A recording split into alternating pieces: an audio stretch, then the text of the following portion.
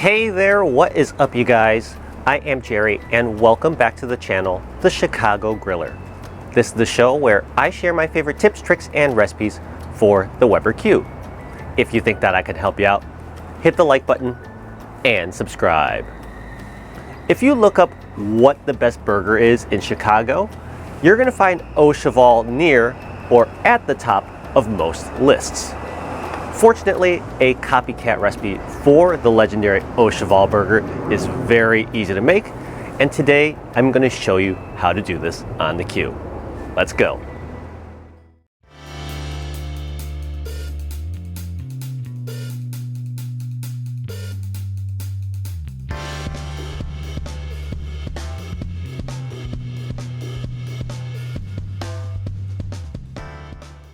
Here are all the ingredients required to make an Au Cheval burger.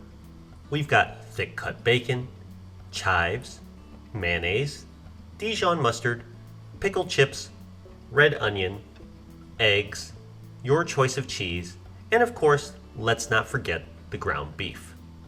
Today, I'll be using 85% lean ground beef, and I'll be portioning them out into 2-ounce sized patties. As you can see, I'm actually going to be forming these patties with a Cuisinart burger press. This is totally optional, but I find that for Au Cheval burgers, it is very helpful to make sure your patties are all of approximately equal size and shape. Now, this burger press of mine is a few years old, so as you could also see, it's starting to lose a little bit of its non-stick properties. So maybe a little bit of non-stick spray or parchment paper would have been helpful. Regardless, you're going to want to form up two 2-ounce patties per burger that you plan on making, and once all your burger patties are formed up, let's head on out to the grill. Today, we'll be cooking on a Weber Q2000 with the right half equipped with a Weber Q griddle. Now, optionally, I'm going to be using this cute little Lodge mini cast iron skillet. This will be for the fried egg. While the grill is off, I'm going to apply some non-stick spray to my griddle as well as my mini cast iron skillet. Then I will crank up this gas to high for preheating and pop that ignition and let this grill preheat for about 15 minutes, allowing all the cast iron components to get nice, hot, and toasty. And after 15 minutes of preheating, adjust your gas knob down to a medium heat and then go ahead and apply your thick cut strips of bacon directly across the griddle. And talk about music to my ears. Is there any better sound than bacon hitting a hot griddle? I don't know. Anyways, once your bacon strips are all on board, shut the lid and let this cook for about 2 minutes on that first side. We're going to flip our bacon every 2 minutes until they're fully cooked. Now, as I flip this bacon, you'll see that the ends are curling on me just a little bit, and this suggests that my griddle is running a little bit too hot. You see, you do want to cook bacon pretty gently, so this suggests that I need to turn my gas knob down to low at this point. So if this happens to you on your cook, also turn your gas knob to low. Then shut the lid and continue your cook. Here we are at the 4-minute mark. The bacon is still coming along nicely, but at this point, we're going to go fry up an egg. So I'm going to crack this egg right onto this mini cast iron skillet. Then I'll flip my bacon over one last time, shut the lid, and let this all continue to cook. Yeah, Huey, I know, that bacon smells so good.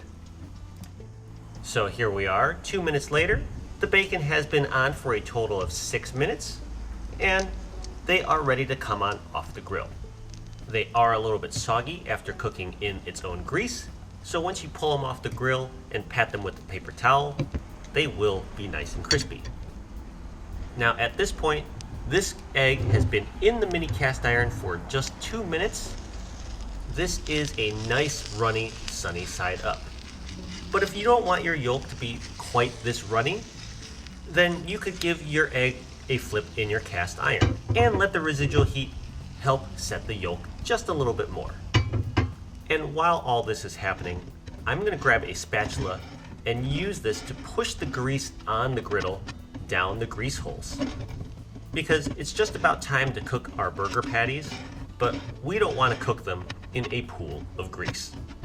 And now that my Weber Q griddle is nice and tidied up, I'm going to pull this fried egg off of the grill, and I'm going to shut the lid and let this grill come on back up to a high heat. After about 10 minutes, you can see the griddle is nice and piping hot yet again. So it's time to lay our burger patties directly across the griddle.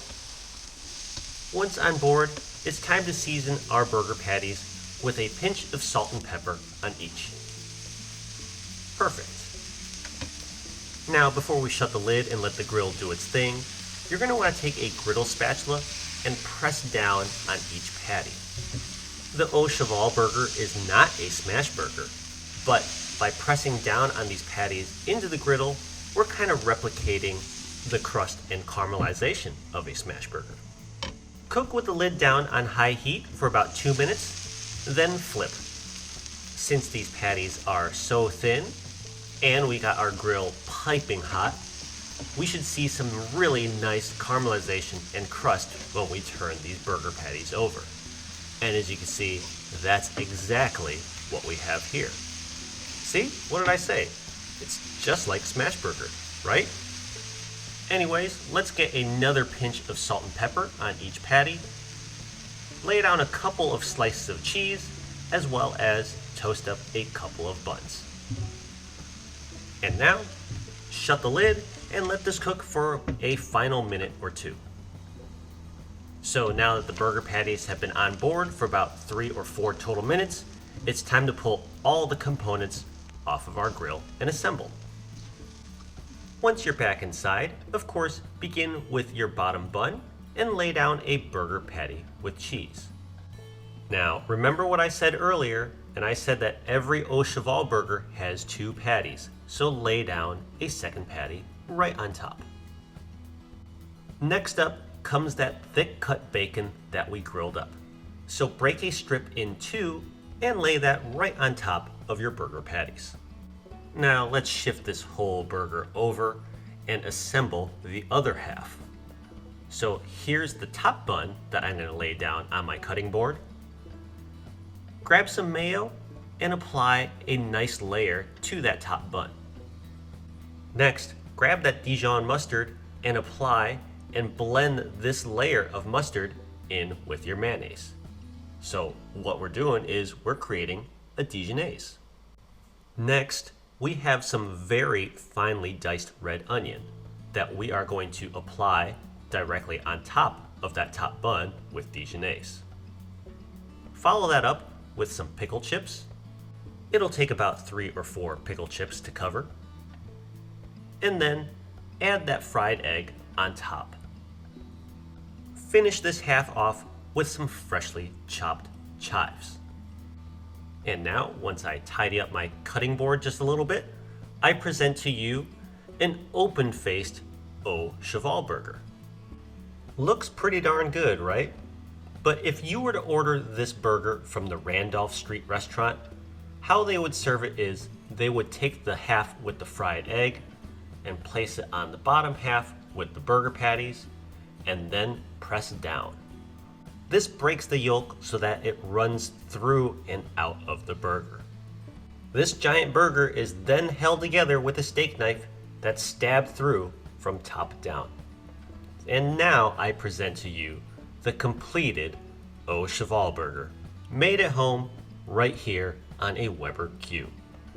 If you do give this a try, I think you'll quickly realize and understand how and why this is consistently rated one of Chicago's top burgers. Thank you all very much as always for watching today. Don't forget to like and subscribe to the channel, and I will see you all again next time. Bye!